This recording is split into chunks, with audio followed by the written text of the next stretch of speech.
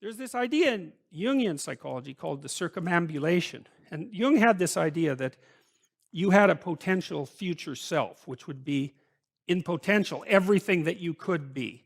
And that it manifests itself moment to moment in your present life by making you interested in things. And the things that you're interested in are the things that would guide you along the path that would lead you to maximal development.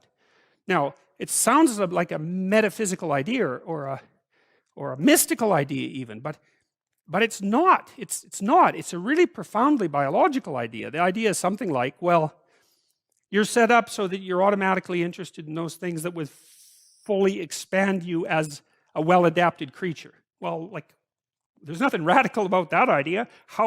What else could possibly be the case? Unless there's something fundamentally flawed about you, that is what the situation would be. It's kind of interesting to think about how that would be manifest moment to moment, but the idea is something like, well, your interest is captured by those things that lead you down the path of development. Well, that better be the case. Okay, so that's fine. And so there's some utility in pursuing those things that you're interested in. That's the call to adventure, let's say. So, and the call to adventure takes you all sorts of places. Now, the problem with the call to adventure is, like, what the hell do you know? You might be interested in things that are kind of warped and bent. And often it's the case that when new parts of people manifest themselves and grip their interests, say, they do it very badly and shoddily. And so you stumble around like an idiot when you try to do something new. That's why the fool is the precursor to the savior from the symbolic perspectives, because you have to be a fool before you can be a master. And if you're not willing to be a fool, then you can't be a master. So you're going to, it's an error-ridden process. And that's also laid out in the Old Testament stories, because the first thing that happens to all these patriarchal figures when God kicks them out of their father's house when they're like 84 is that they run into all sorts of trouble, and some of it's social and some of it's natural and some of it's a consequence of their own moral inadequacy. So they're fools. But the thing that's so interesting is that despite the fact that they're fools, they're still supposed to go on the adventure, and that they're capable of learning enough as a consequence of moving forward on the adventure so that they straighten themselves out across time. And so it's something like this. So this circumambulation that Jung talked about was this continual, we'll return to this continual circling in some sense of who you could be. You might notice, for example, that there are themes in your life. You know, when you go back across your experiences, you see you kind of have your typical experience that sort of repeats itself. And there might be variation on it, like a musical theme, but it's like you're circling yourself and getting closer to yourself as you move across time. That's the circumambulation. Now, you remember that for a sec, because we'll go back to it. Okay, so imagine that something glimmers before you. It's an interest that's dawning, and you decide, well, first of all, you're paralyzed. You think, well, how do I know if I should pursue that? It's probably a stupid idea. And the proper response to that is, you're right, it probably is a stupid idea, because almost all ideas are stupid. And so the probability that as you move forward on your adventure that you're going to get it right the first time is zero. It's just not going to happen. And so then you might think, well, maybe I'll just wait around until I get the right idea, and which people do, right? So they're like 40-year-old, 13-year-olds, which is not a good idea. And so they wait around until it's waiting for Godot, until they finally got it right. But the problem is you're too stupid to know when you've got it right. So waiting around isn't going to help, because even if the perfect opportunity manifested itself to you in your incomplete form, the probability that you would recognize it as the perfect opportunity is zero. You might even think it's the worst possible idea that you've ever heard of anywhere. Highly likely. Highly likely. So you have, Nietzsche called that a will to stupidity, which I really liked. So, because he thought of stupidity as being you have to take it into account fundamentally and work with it. And so you can take these tentative steps on your pathway to destiny, and you can assume that you're going to do it badly. And that's really useful, because you don't have to beat yourself up. It's pretty easy to do it badly. But the thing is, it's way better to do it badly than not to do it at all. And that's the continual message that echoes through these historical stories in Genesis. It's like, these are flawed people. They should have got the hell out of their house way before they did. And they go out and they stumble around in tyranny and famine and self-betrayal and violence, but it's a hell of a lot better than just rotting away at home. And that's great, so that's good. And so why is that? Well, okay, so you start your path and you think that you're heading, towards your star. And so you go in that direction. And then, because you're here, the world looks a particular way, but then when you move here, the world looks different, and you're different as a consequence of having made that voyage. And so what that means is that now that thing that glimmers in front of you is going to have shifted its location, because you weren't very good at specifying it to begin with, and now that you're a little sharper and more focused than you were, it's going to reveal itself with more accuracy to you. And so then you have to take it's almost like a 180-degree reversal. But it isn't, because, you've gone this far, and that's a long ways to get that far. But that's a lot farther than you would be if you just stayed where you were, waiting. And so it doesn't matter that you overshoot continually.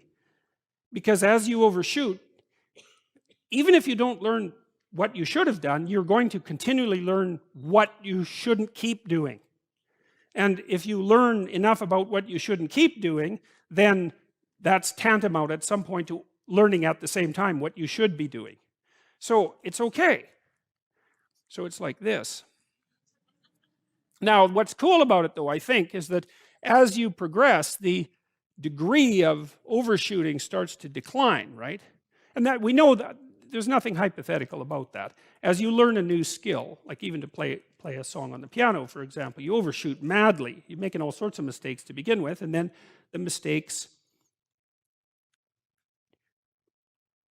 they disappear. There's a great TED talk, I think it was, about this guy set up a really advanced computational recording system in his home and recorded every single utterance his young child made while learning to speak. And then he put together the child's attempts to say certain phonemes and put them in a list, and you can hear the child deviating madly to begin with, and then after hundreds and hundreds of repetitions just zeroing right in on the exact phoneme. So, you might not know this, but when kids babble, because they start babbling when they're quite young, they babble every human phoneme, including all sorts of phonemes that adults can't say. And then they die into their language, so that after they learn, say, English, then there's all sorts of phonemes they can no longer hear or pronounce. But to begin with, it's all there, which is really quite interesting. But so as they learn a particular language, they zero in on the proper way to pronounce that, and their errors minimize. And every time you learn something, that's how it is. And that's really useful to know, too, because it means that it's okay to wander around stupidly before you fix your destination. Now, you see that echoed in Exodus, right? Because what happens is that the Egyptians, or the Hebrews, escape a tyranny, which is kind of whatever you do personally and psychologically when you escape from your previous set of stupidly held and ignorant and stubborn axioms.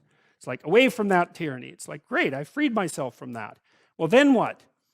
Well, you think, well, now I'm on the way. No, you're not. Now you're in the desert, where you wander around stupidly, and worship the wrong things until you finally organize yourself morally again and head in the proper direction. So that's worth knowing, too, because you think, well, I got rid of a lot of things, excess baggage that I didn't need in my life, and now everything's okay. It's like, no, it's not. You've got rid of a whole set of scaffolds that were keeping you in place, even though they were pathological. And now you have nothing, and nothing actually turns out to be better than something pathological, but you're still stuck with the problem of nothing. And that's exactly why Exodus is structured the way that it is. It's that you escape from a tyranny. It's, hooray, we're no longer slaves. Yeah, well, now you're nihilistic and lost. It's not necessarily an improvement.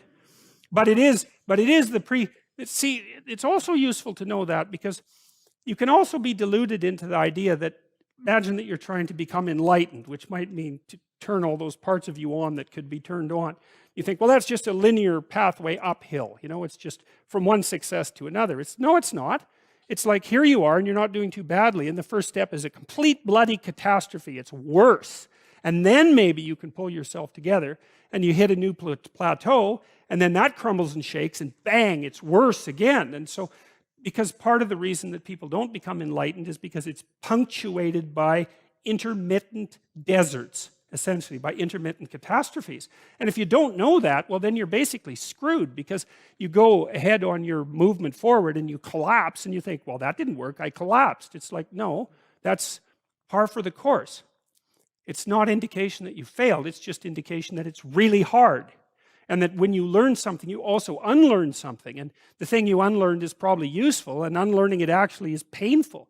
You know, let's say if you have to get out of a bad relationship. It's like there isn't any relationship that's 100% bad. And so when you jump out of it, well, maybe you're in better shape, but you're still lonesome and disoriented, and you don't know what your past was, and you don't know what your present is, and you don't know what your future is. That's why people stay with the devil they know instead of, looking for the devil they don't know. So anyways, the fact that you're full of faults doesn't mean you have to stop. And thank God for that. That's a really useful thing. And the fact that you're full of faults doesn't mean that you can't learn. And so you can posit an ideal, and you're going to be wrong about it, but it doesn't matter, because what you're right about is positing the ideal and moving towards it. If the actual ideal isn't conceptualized perfectly, well, first, surprise, surprise, because like, what are you going to do that's perfect? So it doesn't matter that it's imperfect. It just matters that you do it and that you move forward. So that's really positive news as far as I'm concerned, because you can actually do that, right? You can do it badly. Anyone can do that. So that's useful. Okay, so like if you were an efficient person, you would have just done that. But you're not. But who cares? You still end up in the same place. And maybe the trip is even more interesting. Who knows? Probably too interesting. Jung. I began to understand that the goal of psychic development, by which he means psychological development or spiritual development, is the self. There's no linear evolution. There's only a circumambulation of the self, a getting closer. It's like you're spiraling into something. It's something like that. And the thing that you're spiraling into recedes as you move towards it and gets more and more sophisticated and well developed as you move towards it, because you're not going to run out of goals, right? No matter how much you have your act together, there's probably, undoubtedly, 30 dimensions along which you could get your act together a lot more. So, and some of those aren't even conceivable to you when you're in your initial uncarved state, let's say. Uniform development exists at most at the beginning. Later, everything points towards the center. This insight gave me stability, and gradually my inner peace returned.